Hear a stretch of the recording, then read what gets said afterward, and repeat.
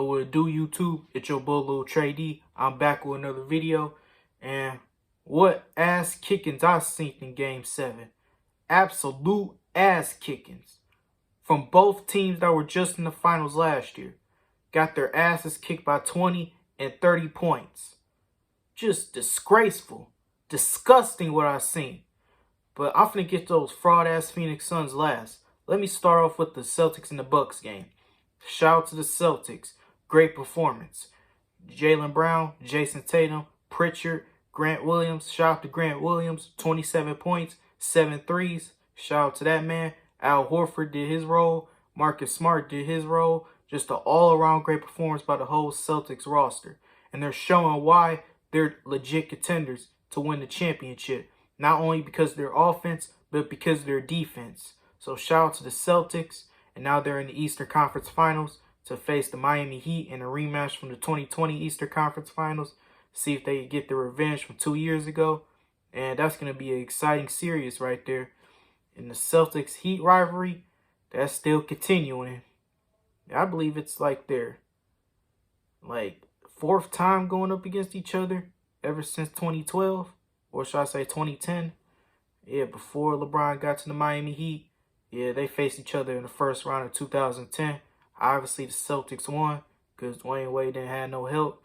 So, 2010, 2011, 2012, 2020, and now 2022. This is their fifth time ever since 2010 meeting up in the playoffs. So, yeah, that Celtics and Heat rivalry still continuing. But shout out to the Celtics. And for the Milwaukee Bucks, not a great performance. Horrible showing for the defending champs. And I don't care if y'all didn't have Chris Middleton. That was still no excuse to go 4 of 32 from 3, wherever the hell y'all went. Just disgusting by the Milwaukee Bucks. And Giannis, I'm finna get on you. Because you be getting away with a lot of performances. And look, I'm not going to bash Giannis like that. Matter of fact, I'm finna bash him for this game. Because he was awful in the second half. 4 of 17 shooting. And look, the Celtics play outstanding defense. But bro, you're the superstar. You're the 2-time MVP. And you played like that in the second half. And throughout the whole series, you've been dominating the Celtics. Until Game 7. He started off good. He had 16 points. He started off well. But ever since the second half, it just went downhill for Giannis. And look, I'm not saying Giannis is trash or he's overrated or nothing. He's still a top 5 player in this league. But Giannis, yeah, not a great performance, especially in the second half. But Jrue Holiday is the most important man. I want to get to this. Because Jrue Holiday, yet again, didn't show up. Didn't show up. I could tell that Giannis, I'm not trying to make the excuse tiredness stuff. Because the way he played was just unacceptable. But you could tell when Giannis saw on the bench, he kind of looked exhausted. Because the man just came off a 44 and 20 game. And they lost. You know why? Because of Jrue Holiday not stepping up. With Chris Middleton is out, I really thought Jrue Holiday was going to have at least a decent game.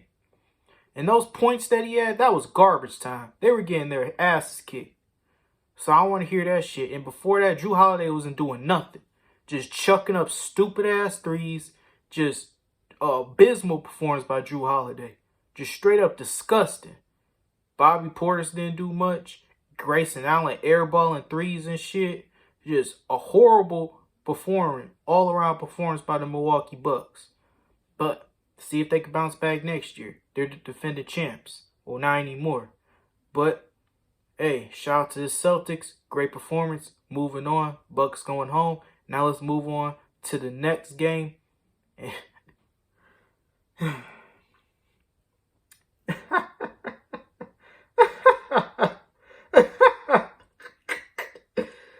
Oh, shit. All right, let me control myself. Dallas, great performance. Matter of fact, a dominant performance. On the road in Game 7. Luka Doncic is a bad motherfucker. 35 points. Outscored the whole Suns team by himself during halftime. During halftime. That goes to show how good Luka is.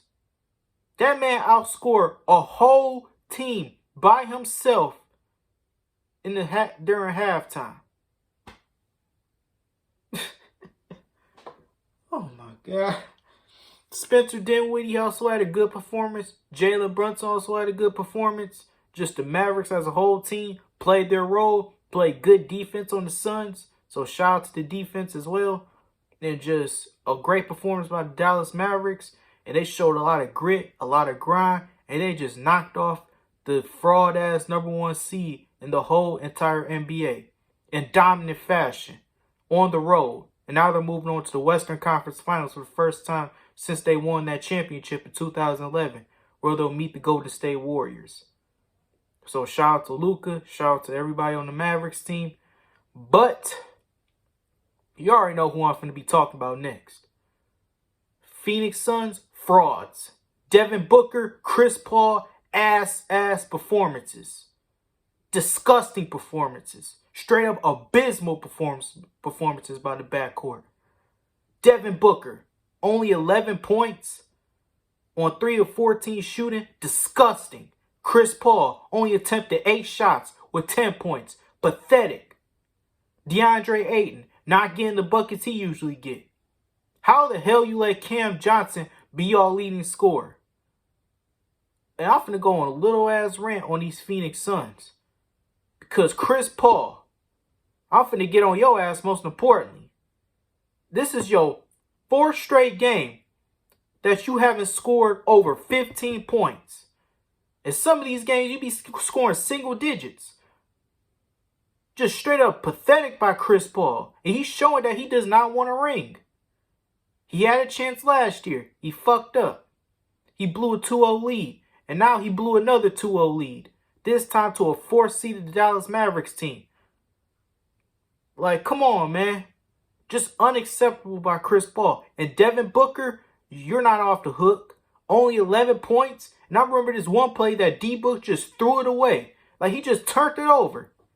Just straight up threw it away to the other team. When he was trying to do something, he was like, man, forget this. I quit. Just pass to Spencer Dinwiddie.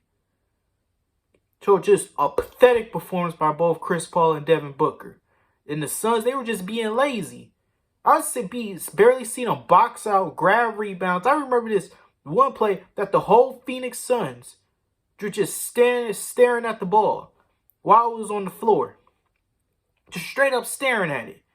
And they just let the opposing team just grab the ball and it will result to a bucket. And y'all know which play I'm talking about. Just let the ball roll off.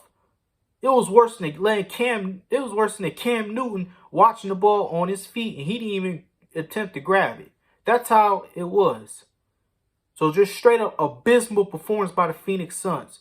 Just disgusting. Pathetic. Awful. Y'all had y'all chances. Had your chance last year. You blew it. Had your chance this year as the best team in the NBA with the best record. Guess what? Y'all blew it.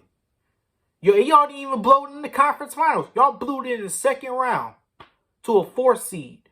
A team, a Luka Doncic with other role players. And I'm not saying the role players didn't step up. But if y'all the #1 seed in the entire NBA, y'all should at least make it close. Y'all didn't even make that shit close. It was an ass kicking from beginning to end. So just straight up abysmal performance by the Phoenix Suns. And they're showing why they're frauds. Am I calling them frauds? Maybe. But what y'all think about this video? Are the Phoenix Suns frauds? This your boy Lil Trady signing out. Peace.